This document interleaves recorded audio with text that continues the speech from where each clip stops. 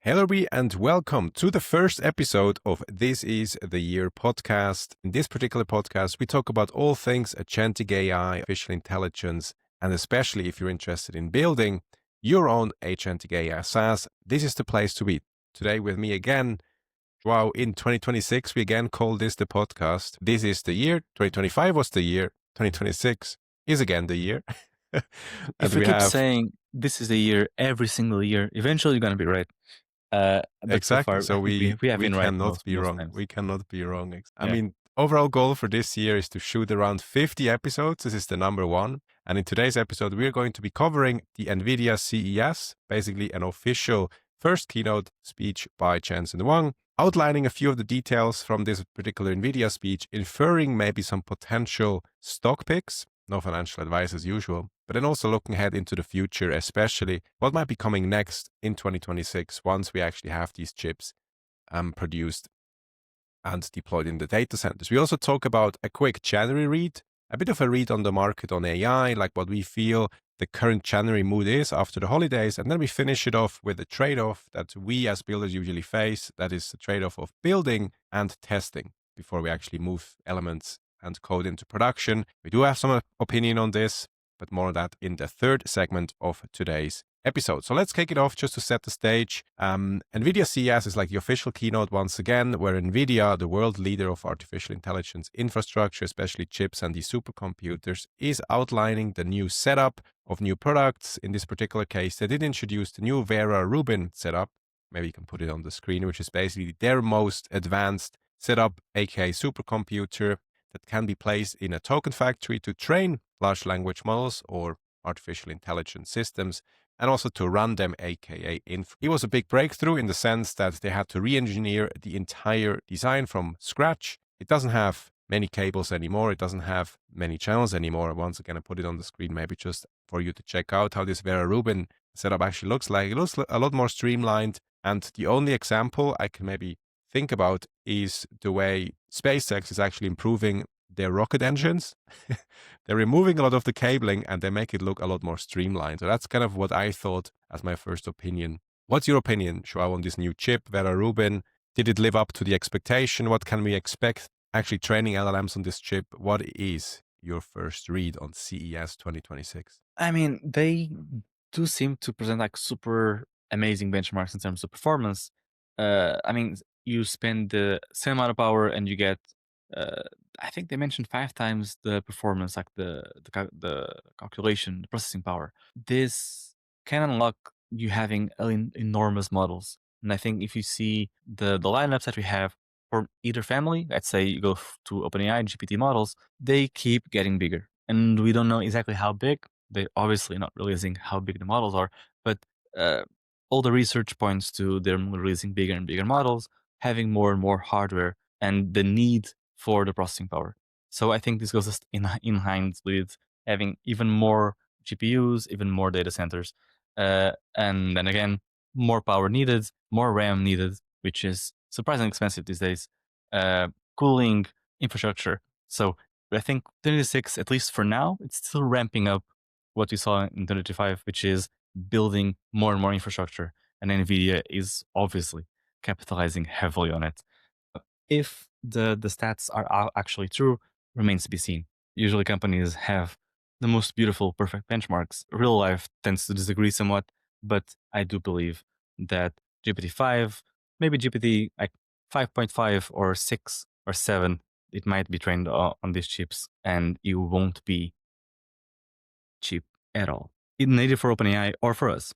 I mean, it's a good point that you point out here. I mean, at the end of the day, what NVIDIA's challenge usually is they have the chips per se, and these chips have a limited size and to put on transistors, basically. Since we have Moore's law, this is basically decreasing. So we can't pretty much just print more dense transistors on these wafers. That's why we have to, or NVIDIA has to innovate on the entire system. That's something they accomplish now. So the transistors, not did they actually yield a significant higher number of transistors, they were actually innovating more on the system setup per se. The other second point that you correctly pointed out, Joao, is basically that, yes, today's models, I guess many of us, sometimes me included, we forget that they're not running on the latest hardware. So Now we're actually just fabricating Vera Rubin. This might be in the data centers in the months, maybe next year to come. And then only the LLMs will be trained on these data centers. And then maybe 6 to 9 months later, the AI is actually released that has been trained on the latest chips. So today's models, be it the Claude Opus 4.5, be it the ChatGPT 5.2, they're maybe running on some older, or not maybe, they're most definitely running not on a Vera Rubin chip. They may be running 1 or 2 generations before that, and they're actually pretty smart already. So that's why every time I'm actually thinking about these new chips, they might actually be coming out into the production on AI systems, maybe in a 12 to 14 to maybe 18 months period after such an announcement. So that's a big important element here as well. My bigger read, once again, if we had to put back and rewind the clock to early 2025, you mentioned it before, memory is expensive. Is it still expensive in Very. 2026? Do you think these companies, for example, SK Hynix, Micron, is still a good I mean, pick? memory is like physically very small, but incredibly hard to manufacture.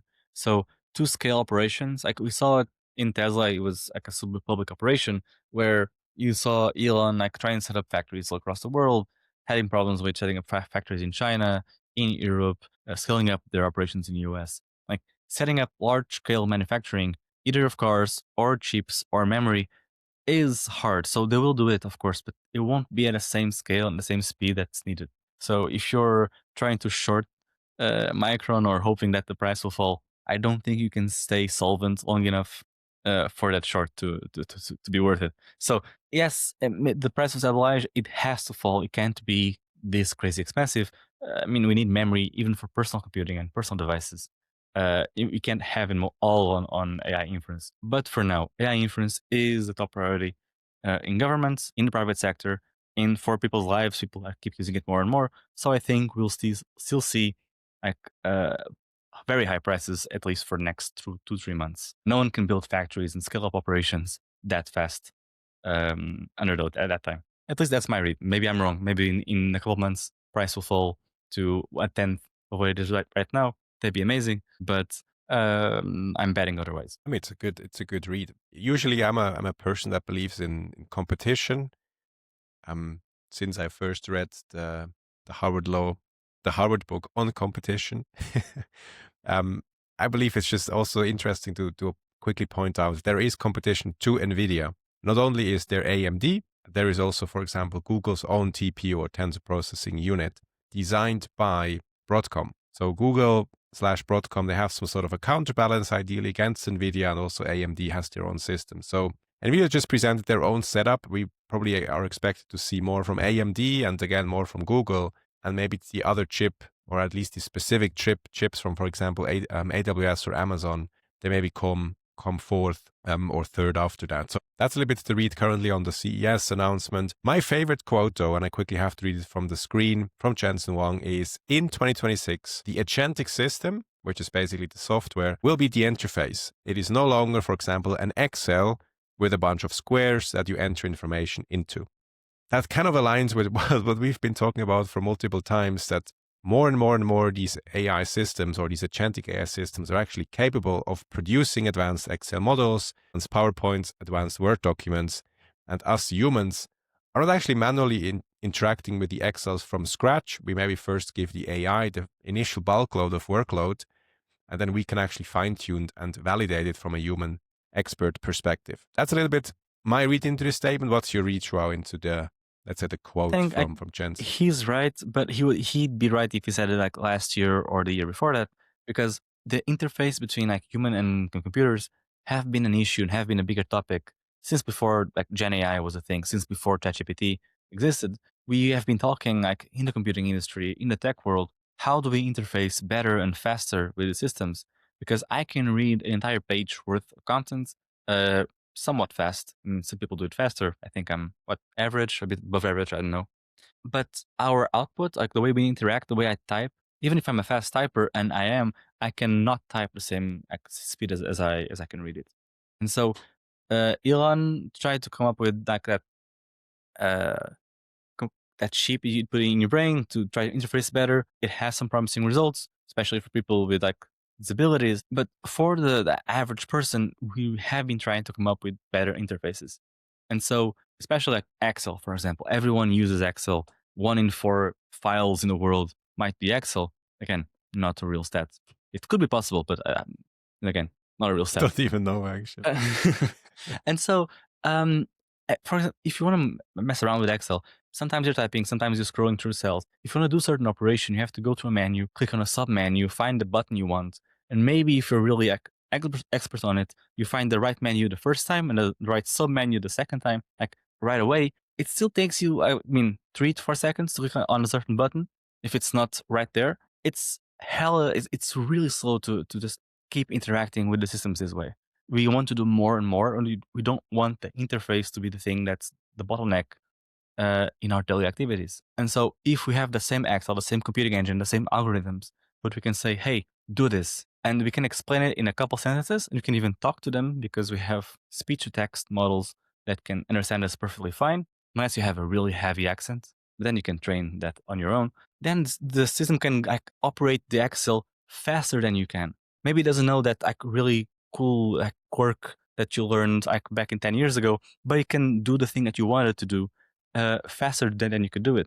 And so, yes, this year of agent as interfaces, it'll be interesting to see how different companies, and I think multiple companies across different industries, are not going to have just chatbots, but they're going to try to implement agent as interfaces in their own way.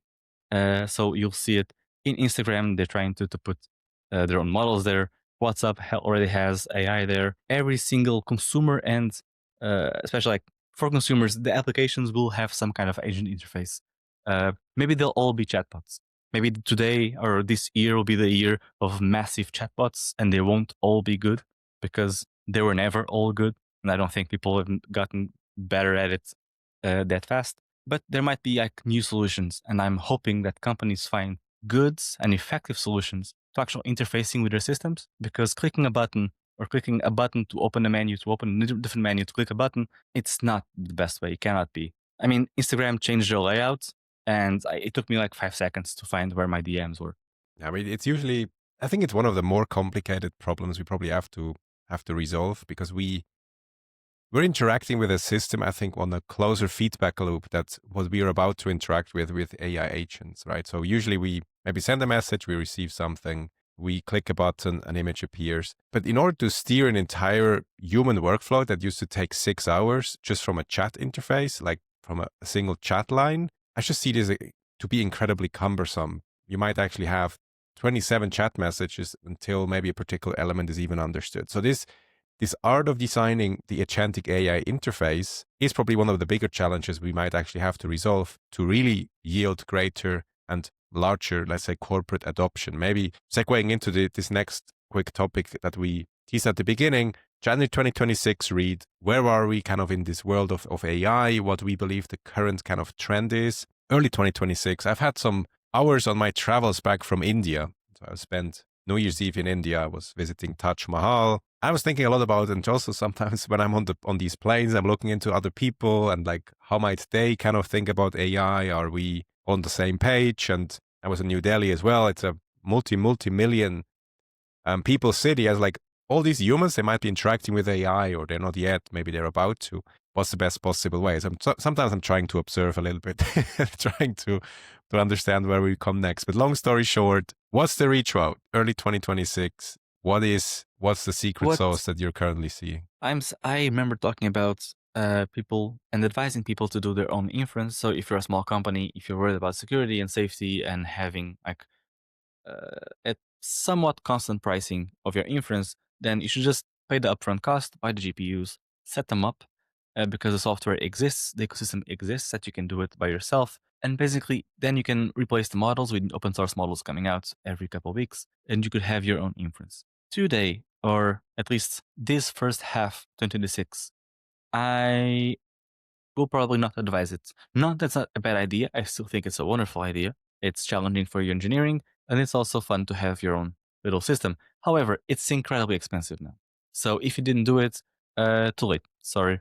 GPUs are incredibly expensive. Memory, which is probably one of the biggest bottlenecks for doing local inference, because these models are sometimes 500, a terabyte of RAM to run at full context speeds. And now it's incredibly more expensive to buy that kind of RAM. So this year, or this trend for the year, will be the reliance on the big cloud providers. AWS, GCP, and Azure are going directly to Anthropic and OpenAI for inference, because I don't think you'll see a lot of new inference providers coming up. If you want to have a startup for inference, go ahead. You'll need 10 times the funding to get it started. So there might be some good players out there. They'll offer you good models for a good price, but they're going to be struggling. And I think we'll see price increases across the board for all the different models. Okay, That's so at your least that's my read, read for the first half. your read is Things are about to get AI expensive. is about is about to become expensive. I mean, it is certainly a good read. I don't want to comment too much about it. We are very, very early in 2026. I believe my read is infrastructure, model development, and just the technology development in general is incredibly fast. 2025 was like this year of like the best models ever. Of course, Gemini, the most intelligent coding model on Cloud Opus 4.5, the best chips again now being introduced. Yet, if I talk to many of my industry friends in corporate, in finance, in insurance, in manufacturing, in pharma in Switzerland as well, hardly anybody has even remotely implemented a proper chatbot that has some sort of agentic features, let alone actually really implemented an AI agent into anything. so, so I see this gap just widening more and more and more between, again, very advanced technology, very advanced intelligence, and little to no corporate implementation and corporate usage that might actually be increasing productivity or really automating significant parts of the business. It's just bits and bytes. And I think at some point, probably in 2026, I read it in January as probably around Q3.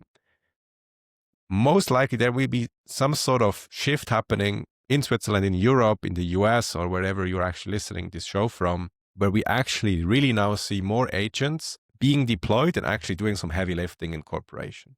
But I would say that the path to this particular point is just still a steep one. There is, as you mentioned, security concerns, governance concerns, all these MCPs. Like, where do these dockings actually happening to APIs, external databases, internal databases, and so on and so forth? There's a lot to actually be dealing with. But I think Q3 might be maybe the first time we maybe see for the first time some agents in production and actually really augmenting the human workforce. It's probably not in January, maybe not in February.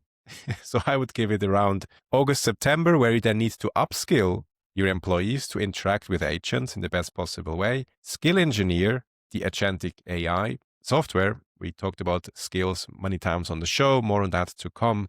So skill engineering will be big for your employees. Augmenting their knowledge on AI and AI agents will be big for your employees and human experts. And all the rest will kind of follow. But I think it's kind of time, after billions and billions of dollars spent, that we see throughout some corporate benefits from this whole shenanigans here. I think 2023 or 2022, when ChatGPT came out, it's somewhat an equivalent to the car being invented, where initially it was like a funny thing, and like some people use it, and they keep telling their friends to use it.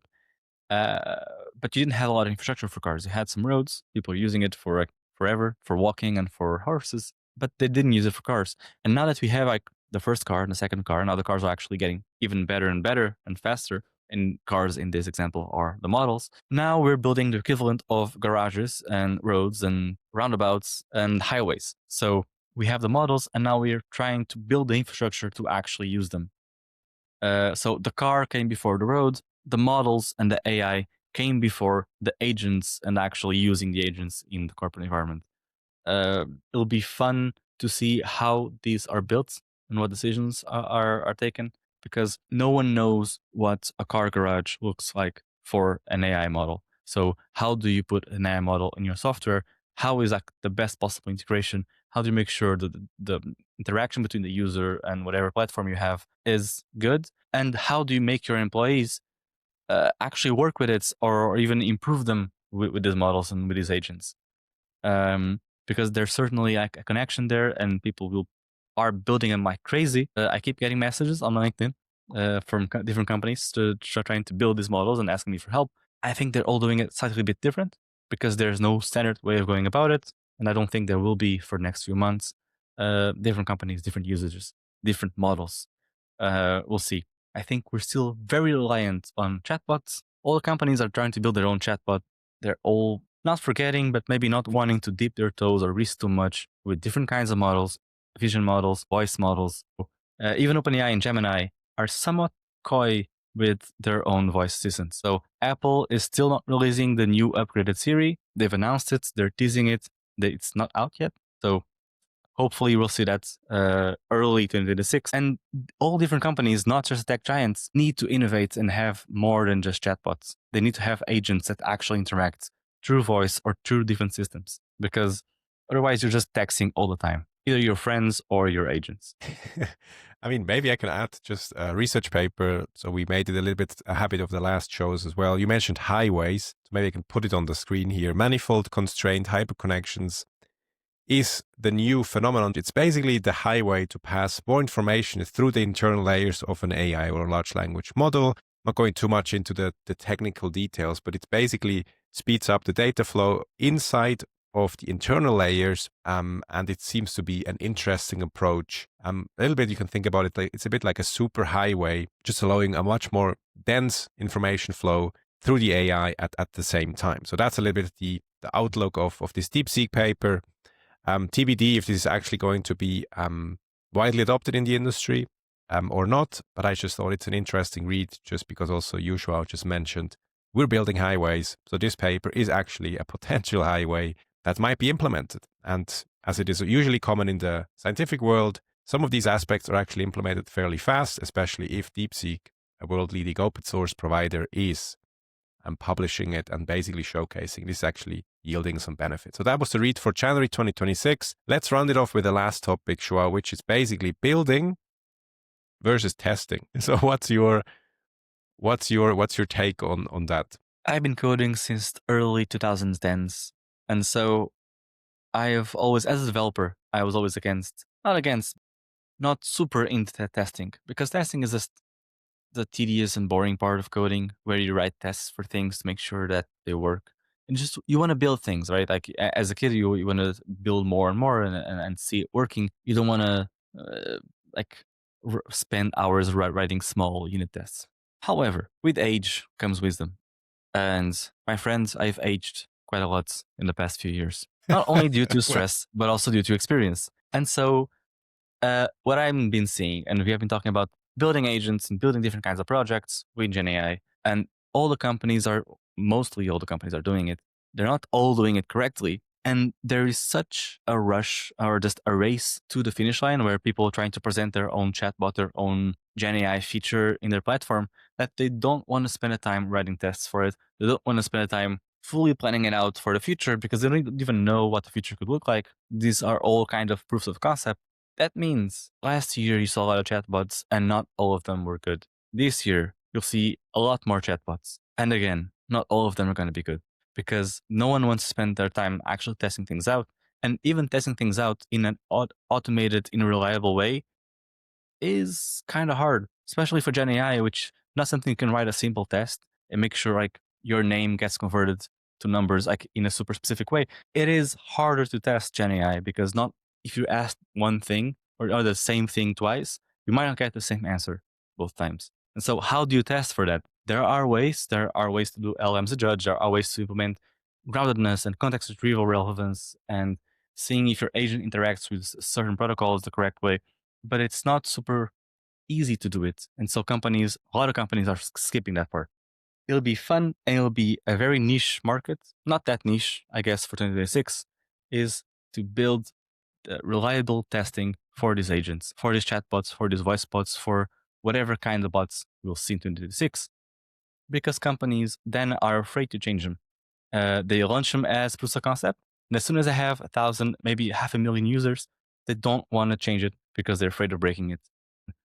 They're okay with having a not perfect solution as long as it works for the customers, and it just leaves them space for the competitor to come up with a better feature. And the competitor also won't test because they're also rushing. And it's a race to the finish line, and no one's really doing it, I'd say, the correct way. But it might actually be, just to jump in quickly on my read. I mean, if you're anyway building it from scratch, in order to be building it at the same time, you might actually also running up your test suite, because just if we look at the landscape of possible combinations, usually like an agentic AI system is multimodal with an A, so many different models could be used, many different LLMs. Each of these LLMs, or actually different ones, have different capabilities. Agentic AI systems are also multi-cloud, so they're either running on Azure, AWS, or GCP. And there may be actually hybrid cloud, which maybe some stuff you actually want to run on your own servers. So all this setup is actually incredibly complicated when you are building it. How do you even know which type of combination of this vast search space you actually want to use? So you probably actually have to anyway build the test suite to even know before you implement it what combination of what I just mentioned, which cloud, which LLM, which combination of LLMs, and so on and so forth, which architecture of agents you actually want to be implementing. And then you should probably ideally just use the same, let's say, building test suite ongoingly later on. That's my first read. The second read, if we believe AI agents are part of the human workforce, we probably also have to performance manage them like human professionals. Because if you're a human professional, you have in these very months, in January 2026, for example, probably your outline of your yearly goals. And then somewhere in Q1, you probably have some performance review discussion, end of Q2 the same, end of Q3 the same, and in Q4, or if you're a salesperson, maybe a bit earlier before the year ends, it's aligned based on your goals. And based on your goals, you will get your bonuses. And based on your bonuses, you're happy and you're going to continue improving your work. And you're going to visit Why don't we do that for New Year? Yeah. That was a goal, which again is checked off, Schwab. But jokes aside, I just believe we probably have to performance manage these agents a lot more strictly. They have to have some evals that we're continuously wanting to monitor, especially because humans might be actually managing multiple agents at the same time. And each and every single professional probably should have some sort of dashboard or performance management tool to actually see how well the agents are performing from a quality standpoint, from a latency standpoint, and as a business, very importantly, from a cost standpoint as well. So that's a bit my best read on the testing. You mentioned, Joao, it's a practical problem. There is time constraints and hardly any sprint. The review is actually mentioning that maybe in the next sprint, let's implement some testing suite. And one of the requirements for these kinds of projects is build your Gen AI system, your agent, in such a way that you can replace the model with minimal effort. It should take 1 day, not longer, to change the model and see how your system works. You'd be using GPT 5.2 today, and tomorrow I should be able to use Anthropic 4.5 Opus or whatever new Anthropic model comes out. It's the same as like if you're building, let's say, a game for Windows 11 right now, and it works, you can install on Windows 11.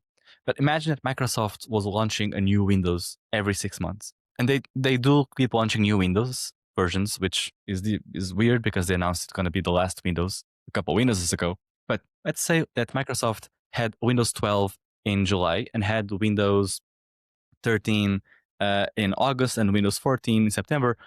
If new Windowses came out every couple months and your game only ran on Windows 11, you'd be stuck. I mean, you'd lose customers and new games would come out for new versions of Windows. You'd lose the race. If you're building an AI agent and you don't make it in such a way that you can replace the actual model behind it, the actual engine behind it, then you're going to be behind on the race. If you're running your today in 2026, early 2026, you're running a model from mid 2024, you're behind on the race because maybe your competitor does not have your chatbot yet. Maybe they didn't build their agent yet, but they will launch it in the next few months. And when they launch it, it's going to be on the new LLM. So it's going to be almost automatically faster and more intelligent than yours.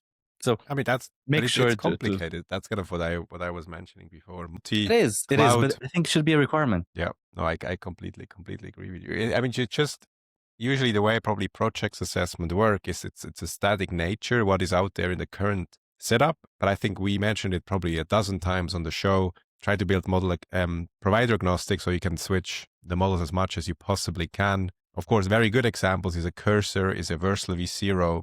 I don't have the hoodie with me yet, Joao, but maybe next show I'm going to wear it. They're actually, once a new model is coming out, they're replacing it within minutes. And ideally businesses, especially if you're running multi-agent systems, ideally you then have to go replace.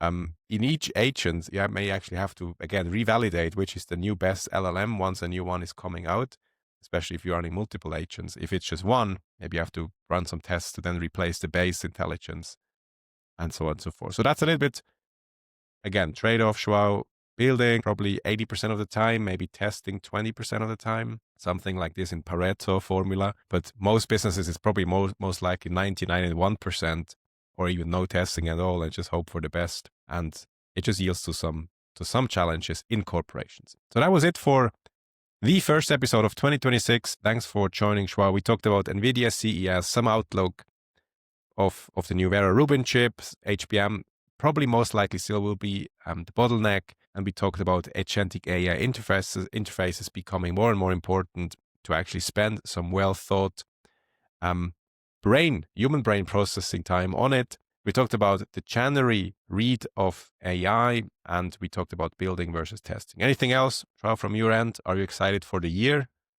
or not that much? I am excited for the year.